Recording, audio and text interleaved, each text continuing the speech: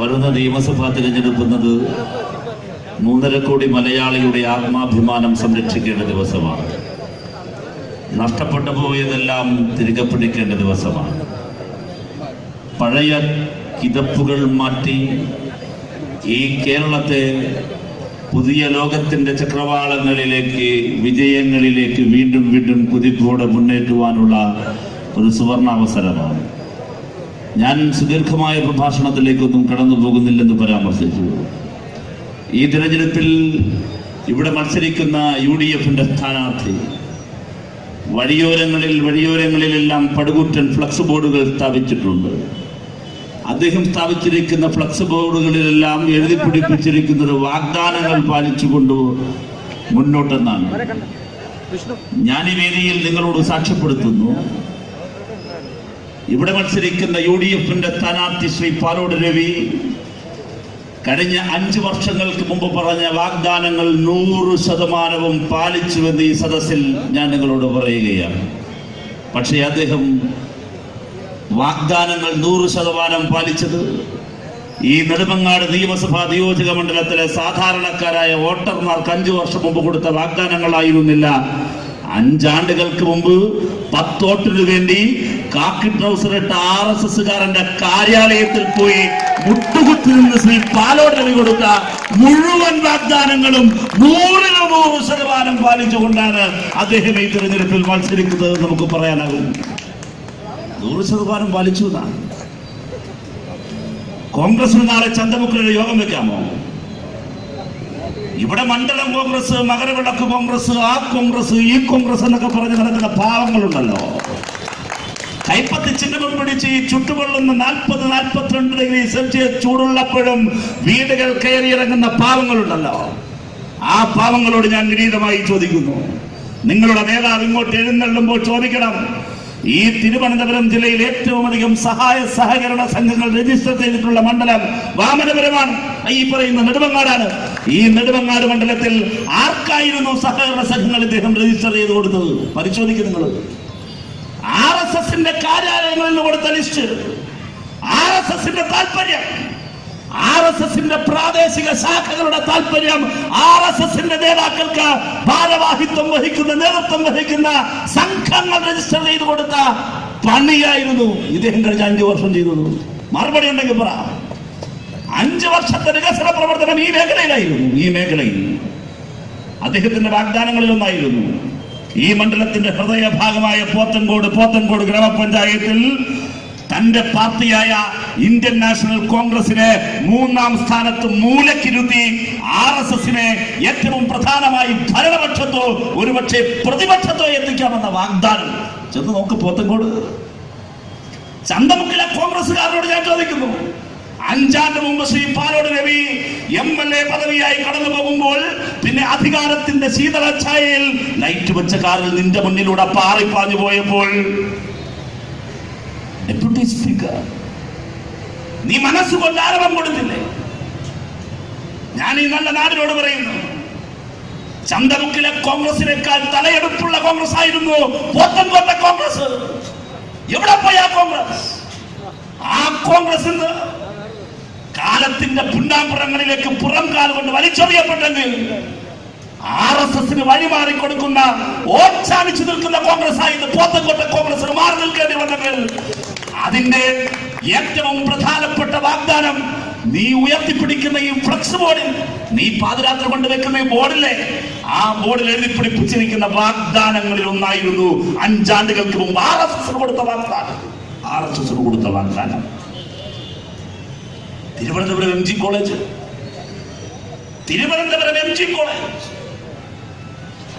തെക്കൻ തിരുവിതാംകൂറിലെ RSSന്റെ ഏറ്റവും കുപ്രസിദ്ധരായ ക്രിമിനലുകൾ പ്രതി ചേർക്കപ്പെട്ട കേസാണ് സർക്കിൾ ഇൻസ്പെക്ടർ മോഹനൻ നായരെ ബോംബെറിഞ്ഞ് കൊലപ്പെടുത്താൻ ശ്രമിച്ച കേസ്.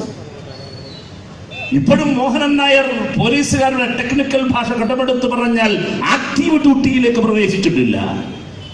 കാക്കിയിട്ട് സ്റ്റേഷനിൽ പോയി ആക്റ്റീവ് ഡ്യൂട്ടി ചെയ്യാൻ ഇപ്പോഴും അപ്രാപ്തനാണ് ആ പാവപ്പെട്ട മനുഷ്യൻ. ആ മനുഷ്യൻ ഇപ്പോഴും ആക്റ്റീവ് ഡ്യൂട്ടിയിലേക്ക് പുനഃപ്രവേശിക്കാൻ കഴിയാതിരിക്കുമ്പോൾ ആ കേസിൽ പ്രതി ചേർക്കപ്പെട്ട RSSന്റെ കുപ്രസിദ്ധരായ മുഴുവൻ ക്രിമിനലുകൾക്കും മാപ്പ് കൊടുത്ത മഹാനാണ്. വാഗ്ദാനം പാലിച്ചു എന്ന് പറഞ്ഞ് മതേതരത്വത്തെയും സംഘപരിവാർ വിരുദ്ധ രാഷ്ട്രീയത്തെയും ഹൃദയത്തോട് ചേർത്ത് പിടിക്കുന്ന മതേതര മനസ്സുള്ള കോൺഗ്രസുകാർ ഉൾപ്പെടെയുള്ള ഈ നെടുമങ്ങാടിന്റെ മനസ്സാക്ഷിക്ക് മുമ്പിൽ ഇന്ന് വോട്ട് ചോദിച്ചു വരുന്നത് മറന്നു പോകരുത്. ഞങ്ങൾ കോൺഗ്രസിനോട് ഒരുപാട് രാഷ്ട്രീയ അഭിപ്രായ വ്യത്യാസമുള്ളപ്പോഴും കോൺഗ്രസിനുള്ളിൽ മതേതരത്വത്തെ ഇഷ്ടപ്പെടുന്നവരുണ്ടെന്ന് ഞങ്ങൾ മനസ്സിലാക്കുന്നു. ആ കോൺഗ്രസുകാരനോട് ഞങ്ങൾ ചോദിക്കുന്നു, മതേതരത്വത്തെ ഇഷ്ടപ്പെടുന്ന കോൺഗ്രസുകാരന് ഇദ്ദേഹത്തിന് വോട്ട് ചെയ്യാൻ പറ്റോ? അതാണ് ഞങ്ങളുടെ ചോദ്യം. സഖാവ് VS ഇവിടെ സൂചിപ്പിച്ചു. മെയ് 16-ാം തീയതി നടക്കുന്ന തിരഞ്ഞെടുപ്പിൽ BDJS വഴിയൊരു പാലമിട്ട് സംഘപരിവാറിലേക്ക് ഒരു പാലം ഉണ്ടാക്കി വെച്ച് ഉമ്മൻചാണ്ടി കിനാവുകളുടെ ലോകത്തിരിക്കുന്നതിനെ കുറിച്ച് സഖാവ് VS ഇവിടെ പരാമർശിച്ചല്ലോ. എന്റെ പ്രിയപ്പെട്ടവരെ, അതിന്റെ ഡ്രസ് റിഹേഴ്സലായിരുന്നു ഇക്കഴിഞ്ഞ ത്രിതല പഞ്ചായത്ത് തിരഞ്ഞെടുപ്പ്, ഞാൻ ഈ പറഞ്ഞ പോത്തൻകോട്ട തിരഞ്ഞെടുപ്പ്, തിരുവനന്തപുരം നഗരസഭയിലേക്കുള്ള തിരഞ്ഞെടുപ്പ്. തിരുവനന്തപുരം നഗരപ്രാന്ത പ്രദേശങ്ങളിലെ 3 മണ്ഡലങ്ങൾ ചേർന്ന് വരുന്ന പ്രദേശങ്ങളിൽ 35 സീറ്റിലേക്ക് RSSന് ഉയരാൻ കഴിഞ്ഞു. 35 സീറ്റിലേക്ക് ഞങ്ങൾക്ക് വലിയ ആശങ്കയുണ്ട് കാര്യത്തിൽ. 35 സീറ്റിലേക്ക് RSS ഉയർന്നപ്പോൾ മഹാഭൂരിപക്ഷം വരുന്ന ആ പ്രദേശത്തെ വാർഡുകളിലും 3-ാം സ്ഥാനത്തേക്ക് കൂപ്പുകുത്തിയ ഒരു സംഘടനയുണ്ട്. ഇന്ത്യ എന്നാൽ കോൺഗ്രസ് എന്നാൽ ഇന്ത്യ എന്ന വായ്ത്താരി മുഴങ്ങിയിരുന്ന ഭൂതകാല പ്രൗഢിയുള്ള ഇന്ത്യൻ നാഷണൽ കോൺഗ്രസ്. ആ ഇന്ത്യൻ നാഷണൽ കോൺഗ്രസ് അന്നേ തുടങ്ങിയതാണ് ഈ കുട്ടിക്കച്ചവടം. അതിനു മുമ്പ് എത്രയോ തവണ ഈ രാജ്യത്തിന്റെ പല കോണുകളിലും സംഘപരിവാർ ഖർവാപ്പസി ക്യാമ്പയിൻ നടത്തുമ്പോൾ ആ ഖർവാപ്പസി ക്യാമ്പയിനെതിരെ എല്ലാ സംസ്ഥാന സർക്കാരുകളും കേസെടുത്തു. RSSന്റെ ഖർവാപ്പസി ക്യാമ്പയിനെതിരെ കേസ് രജിസ്റ്റർ ചെയ്യാത്ത ഒരു സംസ്ഥാനം മാത്രമേ ഉള്ളൂ. ആ സംസ്ഥാനത്തിന്റെ പേര് ഉമ്മൻചാണ്ടി ഭരിച്ച കേരളമാണ്. ഉമ്മൻചാണ്ടി ഭരിച്ച കേരളം.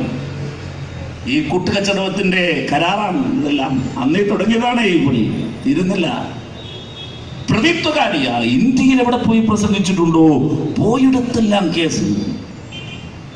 പ്രവീൺ തൊഗാഡിയ അങ്ങനെയാണ്, പോയിടത്തെല്ലാം കേസാണ്. പക്ഷേ ഈ രാജ്യത്തൊരിടത്ത് പോലും പ്രവീൺ തൊഗാഡിയക്കെതിരെ എടുത്ത വർഗീയ വിദ്വേഷം ഉണ്ടാക്കുന്ന കേസ്, ഒരു പ്രസംഗത്തിനെതിരായ കേസ് പോലും പിൻവലിച്ചില്ല.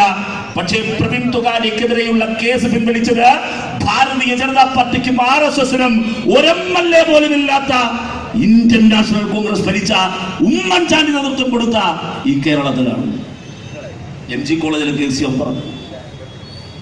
കഴിഞ്ഞ പഞ്ചായത്ത് തിരഞ്ഞെടുപ്പിൽ കോഴിക്കോട്ടെ നഗരസഭയിൽ പലയിടങ്ങളിലും തിരുവനന്തപുരം നഗരസഭയിൽ പോത്തൻകോട് ഗ്രാമപഞ്ചായത്തിൽ ഉൾപ്പെടെ BJPയും കോൺഗ്രസും തമ്മിൽ എങ്ങനെയാണ് വോട്ട് കച്ചവടം നടത്തേണ്ടത് എന്ന് ഡ്രസ് റിഹേഴ്സലായിരുന്നു. എന്റെ പ്രിയപ്പെട്ടവരെ, ഈ വരുന്ന 16 ഇന്ത്യയെ ഉറ്റുനോക്കുകയാണ്. ലോകത്തിലെ ഏറ്റവും വലിയ ജനാധിപത്യ രാഷ്ട്രം. 1925 നാഗപ്പൂരിൽ RSS പിറവിയെടുത്ത് കൃത്യം 12 സംവത്സരങ്ങൾ കഴിയുമ്പോൾ കേരളത്തിൽ അവരുടെ ശാഖാപ്രവർത്തനങ്ങൾ ആരംഭിച്ചു. എത്രയോ പരീക്ഷണങ്ങൾ അവർ നടത്തി. ഗുജറാത്തിനെ കീഴടക്കിയ രാഷ്ട്രീയ പരീക്ഷണങ്ങൾ അവർ കേരളത്തിലും പരീക്ഷിച്ചിട്ടുണ്ട്. പക്ഷേ പരാജിതരായി. UPയെ കീഴടക്കിയ, രാജസ്ഥാനെ കീഴടക്കിയ, കർണാടകയിൽ അധികാരത്തിലേക്ക് വന്ന പരീക്ഷണങ്ങൾ ഈ കേരളത്തിലും അവർ പയറ്റി നോക്കിയിട്ടുണ്ട്. 18ാമത്തെ പയ്യറ്റാണ് സഖാവ് VS സൂചിപ്പിച്ച വെള്ളാപ്പള്ളി. ഞാനതിന്റെ വിശദാംശങ്ങളിലേക്ക് പോകുന്നില്ല. 1991 ഒരു പരീക്ഷണമായിരുന്നു. 1991 കോൺഗ്രസും ലീഗും BJPയും ഒരുമിച്ച് മത്സരിച്ചു. KG മാരാർ രാഷ്ട്രീയത്തിലെ സ്നേഹസാഗരം എന്ന പുസ്തകത്തിലെ അധ്യായം പാളിപ്പോയ പരീക്ഷണങ്ങൾ എടുത്തു വായിക്കണം. 91 തെരഞ്ഞെടുപ്പിൽ കോൺഗ്രസും ലീഗും BJPയും വടകരയിൽ അഡ്വക്കേറ്റ് രത്നസിംഗും ഡോക്ടർ മാധവൻകുട്ടി ബേപ്പൂരിലും മത്സരിച്ച തെരഞ്ഞെടുപ്പ്. BJP സ്ഥാനാർത്ഥികൾക്ക് ലീഗും കോൺഗ്രസും വോട്ട് ചെയ്തു. നിങ്ങൾക്ക് ഓർമ്മയുണ്ടാകണം, മരിച്ചവരെ കുറിച്ച് പറയുമ്പോൾ സൂക്ഷിച്ച് സൂക്ഷ്മതയോടെ പറയണമെന്ന് എന്നെ പഠിപ്പിച്ചിട്ടുണ്ട്. എങ്കിലും പറയാതെ പോവുക സാധ്യമല്ല. ബേപ്പൂർ നിയമസഭാ നിയോജക മണ്ഡലം വന്നത് മാറാട് കടപ്പുറം ഉൾപ്പെടുന്ന മണ്ഡലമാണ്. ആ മണ്ഡലത്തിൽ BJP സ്ഥാനാർത്ഥിയായ മാധവൻകുട്ടിക്ക് വേണ്ടി വോട്ട് ചോദിക്കാനെന്ന് ഒരാളെ കൊണ്ടുവന്നു. ആരെയെന്നറിയുമോ? പരിണിതപ്രജ്ഞനായ മഹാനായ യശസ്വരീനായ സാക്ഷാൽ പാണക്കാട് മുഹമ്മദ് അലി ശിഹാബ് തങ്ങൾ. മഗ്‌രിബ് നമസ്കാരം കഴിഞ്ഞു. നമസ്കാരപ്പയയുന്ന ഊതുവിന്റെ നനവ് പോലും വിട്ടുമാറുന്നതിന് മുമ്പ് തങ്ങളെ കേൾക്കാൻ വേദിക്കരികിലേക്ക് ഓടിയെത്തിയ മുസ്ലിം ഉമ്മമാരെ, പെങ്ങന്മാരെ സാക്ഷി നിർത്തിക്കൊണ്ടെന്ന യശസ്വരീനായ പാണക്കാട് മുഹമ്മദ് അലി ശിഹാബ് തങ്ങളെ കൊണ്ട് ഈ കുഞ്ഞാലിക്കുട്ടിയും ഈ ഉമ്മൻചാണ്ടിയും ഈ കൂട്ടുകച്ചവടക്കാർ പ്രസംഗിപ്പിച്ചതെന്നറിയുമോ? ഈ വേദിയിലിരിക്കുന്ന കുട്ടി, ഈ കുട്ടി മാധവൻ കുട്ടി എന്റെ വീട്ടിലെ കുട്ടിയാണ്, പാണക്കാട്ടെ കുട്ടിയാണെന്ന് കരുതി നിങ്ങൾ വോട്ട് ചെയ്യണം. എന്റെ പ്രിയപ്പെട്ട നാടെ നിങ്ങൾ തിരിച്ചറിയണം. പാണക്കാട് തങ്ങളെ കൊണ്ടുവന്ന് ബേപ്പൂർ നിയമസഭാ നിയോജക മണ്ഡലത്തിൽ മുസ്ലിം ജനസാമാന്യത്തോട് പറഞ്ഞു, നിങ്ങൾ BJP വോട്ട് ചെയ്യണം. വടകരയിൽ അഡ്വക്കേറ്റ് രത്നസിംഗിനെ അവതരിപ്പിച്ചു. മഞ്ചേശ്വരത്ത് BJPയുടെ എക്കാലത്തെയും പരിണതപ്രജ്ഞനായ നേതാവ് KG മാരാർക്ക് വേണ്ടി വോട്ട് ചോദിച്ചു. കോൺഗ്രസും ലീഗും BJPയും ഒരുമിച്ച് മത്സരിച്ചു. അഭിമാനത്തിന്റെ നെറുകയിൽ കയറി നിന്നുകൊണ്ട് 3.5 കോടി മലയാളികൾക്ക് വിളിച്ചു പറയാൻ കഴിയും.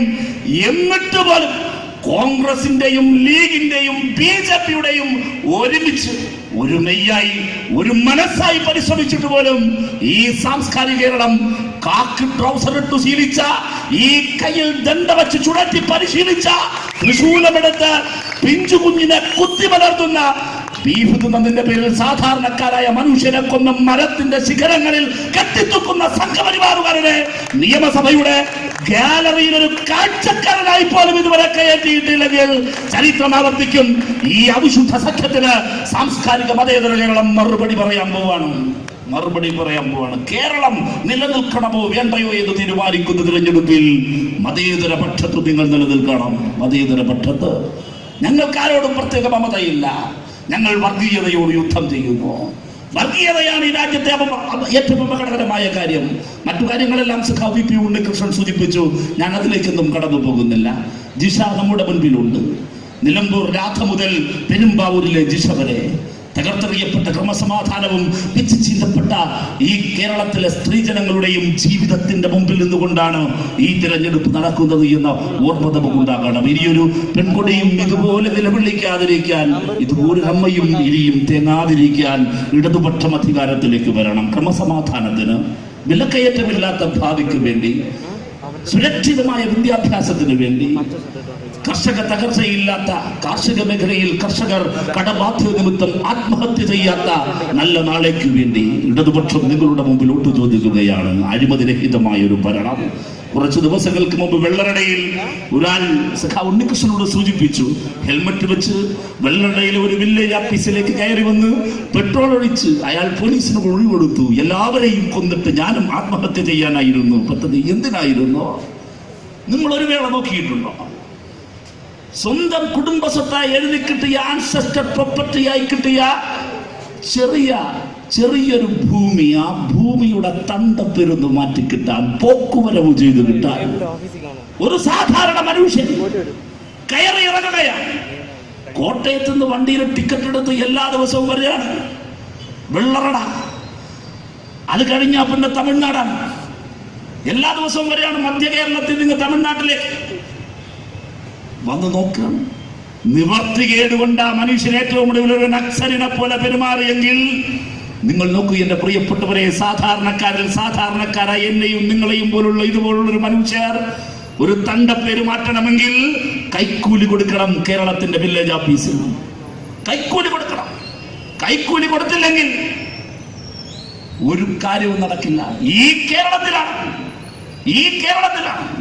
അങ്ങനെ തൊട്ടപ്പുറത്ത് പൂജപ്പുരയിലെ സെൻട്രൽ ജയിൽ, ആ സെൻട്രൽ ജയിലിനകത്തിരുന്നു കൊണ്ട് സന്തോഷ് മാധവൻ എന്ന ക്രിമിനൽ ഏക്കർ കണക്കിന് ഭൂമി തിരികെ എഴുതിയെടുത്തത്. ആലോചിച്ച് നോക്കിയേ. ഈ സാധാരണക്കാരൻ എന്റെയും നിങ്ങളുടെയും പ്രതിനിധിയാണ്. ഈ സദസ്സിൽ നിൽക്കുന്ന, ഈ മൈക്ക് വെച്ചിരിക്കുന്ന ശബ്ദപരിസരത്ത് എവിടെയെങ്കിലും ഇത് കേട്ടു നിൽക്കുന്ന ഏതെങ്കിലും ഒരാൾ ഇക്കഴിഞ്ഞ 5 വർഷം ഏതെങ്കിലും ഒരു സർക്കാർ ഓഫീസിൽ പോയിട്ടുണ്ട് എങ്കിൽ കൈക്കൂലി കൊടുക്കാതെ ഒരു കാര്യം നടന്ന അനുഭവം നിനക്ക് പറയാനുണ്ടോ? ഏതെങ്കിലും ഒരു പോലീസ് സ്റ്റേഷനിൽ പോയിട്ടുണ്ട് എങ്കിൽ, ഏതെങ്കിലും ഒരു പോലീസ് സ്റ്റേഷനിൽ വാദിയായോ പ്രതിയായോ നീ പോ, പ്രതിയായോ കൈക്കൂലി കൊടുക്കാതെ നിനക്ക് മടങ്ങി വരാൻ കഴിഞ്ഞിട്ടുണ്ടോ? ആരാന്റെ പണം ആരോ കട്ടോണ്ട് പോകുന്നു. അഴിമതിയല്ല ഇവിടെ. മന്ത്രിമാർ കട്ടോണ്ട് പോയ അഴിമതി അതല്ല. ആരോ പണം ആരോ കട്ടു. നിനക്ക് അഴിമതിയില്ലാതെ, പണം കൊടുക്കാതെ നിന്റെ ദൈനംദിന ജീവിതം മുന്നോട്ട് കൊണ്ടുപോകാൻ പറ്റാത്ത 5 വർഷമായിരുന്നു കടന്നുപോയത്. സർക്കാർ സംവിധാനം മുഴുവൻ അഴിമതിയായി. ഞങ്ങൾ പറയുന്നു അഴിമതി രഹിതമായ കേരളം. നിങ്ങൾക്ക് ഓർമ്മയുണ്ടാകും, ഈ കേരളത്തിന്റെ ചെക്ക് പോസ്റ്റുകൾ ഏറ്റവും പ്രധാനപ്പെട്ട അഴിമതിയുടെ കേന്ദ്രമായിരുന്നപ്പോൾ ആ ചെക്ക് പോസ്റ്റുകളെ ശുദ്ധീകരിച്ച സഖാവ് ടി.എം. തോമസ് ഐസക്കിന്റെ ഭൂതകാലം നിങ്ങൾക്ക് ഓർമ്മയുണ്ടാകും. കഴിഞ്ഞ ഞങ്ങൾ ഭരിച്ച 5 വർഷം 1 രൂപയുടെ അധിക നികുതികൾ ഞങ്ങൾ അടിച്ചേൽപ്പിച്ചില്ല. കറണ്ട് ചാർജ് ഒരു തവണ പോലും വർദ്ധിപ്പിച്ചില്ല. Bus charge വർദ്ധിപ്പിച്ചില്ല. ഒരധിക നികുതി ഭാരവും അടിച്ചേൽപ്പിച്ചില്ല. നിന്റെ വീടിന്, നിന്റെ കടയ്ക്ക്, നിന്റെ വാഹനത്തിന് 1 രൂപയുടെ അധിക നികുതി ഞങ്ങൾ അടിച്ചേൽപ്പിച്ചില്ല. പക്ഷേ കേരളത്തിന്റെ ഖജനാവ് സുരക്ഷിതമായിരുന്നു. എങ്ങനെ? അഴിമതി രഹിതമാക്കിയത് കൊണ്ടാണ്. വില്ലേജ് ഓഫീസിൽ തന്റെ പെരുമാറ്റാൻ ചെന്ന് കയറിയാൽ കൈക്കൂലി വാങ്ങുന്ന സാഹചര്യം. 10 കോഴിയെ കല്യാണത്തിന് ലാഭത്തിന് കിട്ടുമെന്ന് കരുതി തൊട്ടപ്പുറത്ത് ഈ ബോർഡർ കഴിഞ്ഞ് അപ്പുറത്തേക്ക് പോയി 100-500 രൂപയുടെ 1000 രൂപയുടെ 5000 രൂപയുടെ ലാഭത്തിന് വേണ്ടിയാണ് ഒരു പെണ്ണിനെ കുമര കെട്ടിക്കാൻ വേണ്ടി പറഞ്ഞയക്കുന്ന നേരത്ത് എല്ലാം അങ്ങോട്ട് എഴുതി കൂട്ടുമ്പോ ആരെങ്കിലും ഉപദേശിക്കും, അപ്പുറത്ത് തമിഴ്നാട് കഴിഞ്ഞ് അപ്പുറത്തോട്ട് പോയാൽ നമ്മുടെ കാറുണ്ടല്ലോ, നമ്മുടെ വണ്ടി ഉണ്ടല്ലോ, അപ്പുറത്തെ മണിയന്റെ പിക്കപ്പ് വിളിച്ച് അവൻ വരും, കുറച്ച് പൈസ കൊടുത്താൽ മതി, അവിടെ പോയാൽ ചേട്ടാ കുറഞ്ഞ പൈസക്ക് കോഴിയെ കിട്ടും. അങ്ങനെ കോഴിയെ വാങ്ങാൻ പോകുന്നത് അവനെ പോലും ചെക്ക് പോസ്റ്റിൽ പിടിഞ്ഞെടുത്തിരുന്ന ഭൂതകാലം. അവിടെയാണ് സഖാവ് ടി.എം. തോമസ് ഐസക് ഇടപെട്ടത്.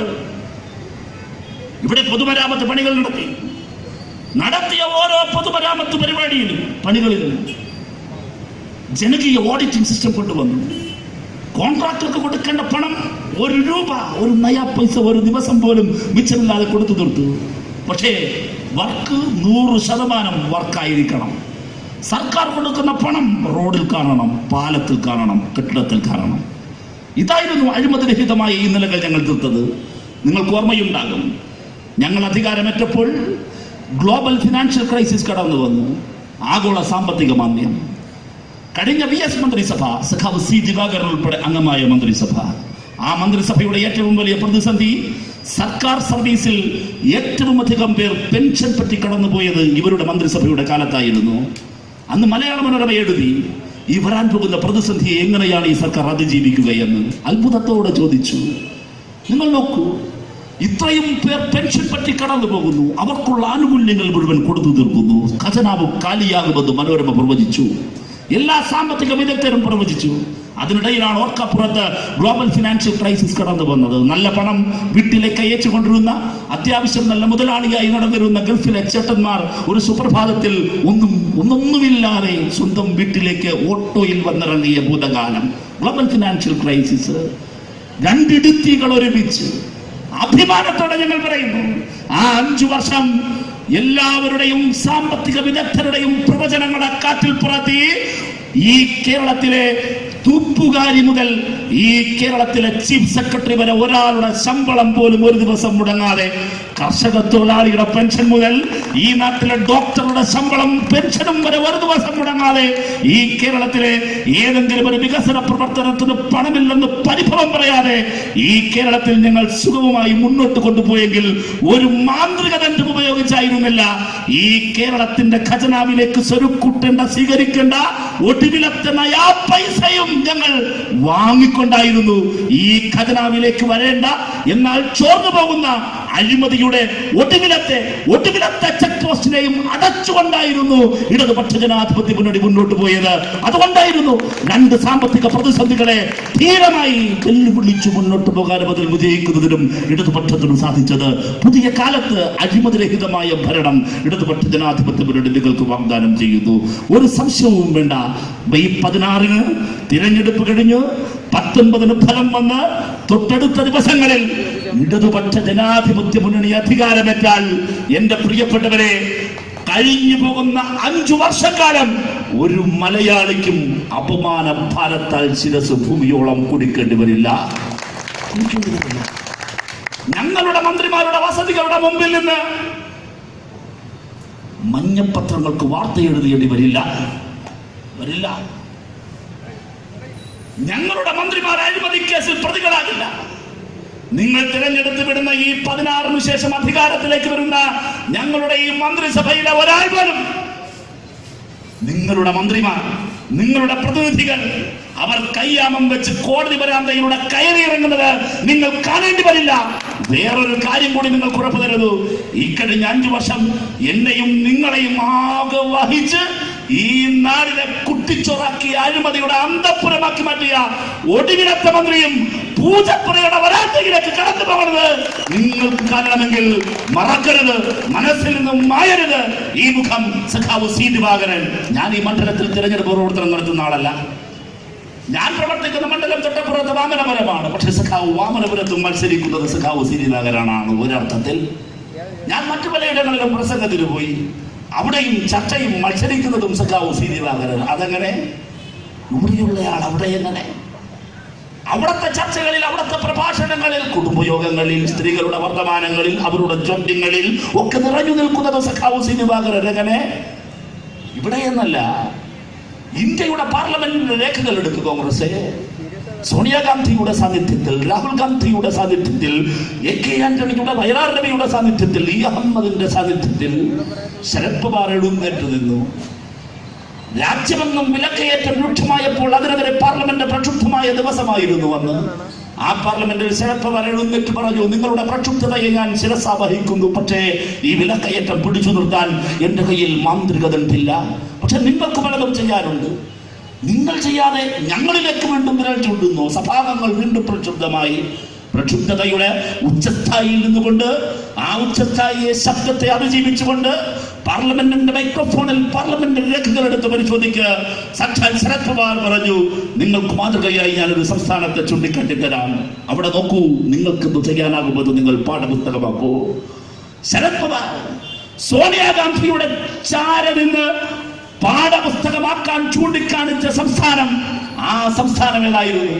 രാജ്യത്തെല്ലായിടത്തും വിലക്കയറ്റം രൂക്ഷമായപ്പോൾ വിലക്കയറ്റം ഒരു ലവലേശമേൽക്കാതെ, വിലക്കയറ്റം നിത്യജീവിതത്തിൽ ഒരു പോറലേൽപ്പിക്കാതെ എന്നെയും നിങ്ങളെയും കേരളത്തിലെ 3.5 കോടി മലയാളിയെയും സംരക്ഷിച്ചു നിർത്തിയ ഭരണനൈപുണ്യം, ആ ഭരണനൈപുണ്യത്തെ ചൂണ്ടിയായിരുന്നു കേരളത്തെ മാതൃകയാക്കാൻ ശരത് പവാർ എന്ന് പറഞ്ഞെങ്കിൽ ആ ഭരണനൈപുണ്യത്തിന്റെ പേരാണ് സഖാവ് സി ദിവാകരൻ. സഖാവ് സി ദിവാകരൻ, സഖാവ് സി ദിവാകരൻ. ആ സഖാവ് സി ദിവാകരന് അഭിമാനത്തോടെ, അന്തസ്സോടെ അരിവാൾ നെൽക്കതിരടയാളത്തിൽ നമുക്കൊട്ട് രേഖപ്പെടുത്തണം, വിജയിപ്പിക്കണം. വെറുതെയല്ല, വർദ്ധിത ഭൂരിപക്ഷത്തോടെ. ഒരു സംഘപരിവാർ രാഷ്ട്രീയത്തിന്റെയും ഒരു വർഗീയ തീവ്രവാദിയുടെയും മതതീവ്രവാദത്തിന്റെയും മുൻപിൽ ഈ നാടിന്റെ, നെടുമങ്ങാടിന്റെ മതേതര മനസ്സിനെ പണയം വെക്കില്ല കഴിയില്ലെന്ന നിശ്ചയദാർഢ്യം, ആത്മാഭിമാനമുള്ള ഈ നെടുമങ്ങാടിന്റെ മലയോര മക്കൾ ഉറക്കെ പറയണം. നമ്മുടെ ചിഹ്നം അരിവാൾ നെൽക്കതിർ. നമ്മുടെ സ്ഥാനാർത്ഥി സഖാവ് സി ദിവാകരൻ. സഖാവ് സി ദിവാകരനെ ഈ കേരള നിയമസഭയിലേക്ക് ആത്മാഭിമാനത്തോടെ, അന്തസ്സോടെ നമുക്ക് പറഞ്ഞേക്കാം എന്ന് മാത്രം വിനയ പുരസ്സരം നിങ്ങളോട് ആഹ്വാനം ചെയ്തുകൊണ്ട്, അഭ്യർത്ഥിച്ചുകൊണ്ട് ഞാൻ വാക്കുകൾ അവസാനിപ്പിക്കുന്നു. ദിവാകരൻ.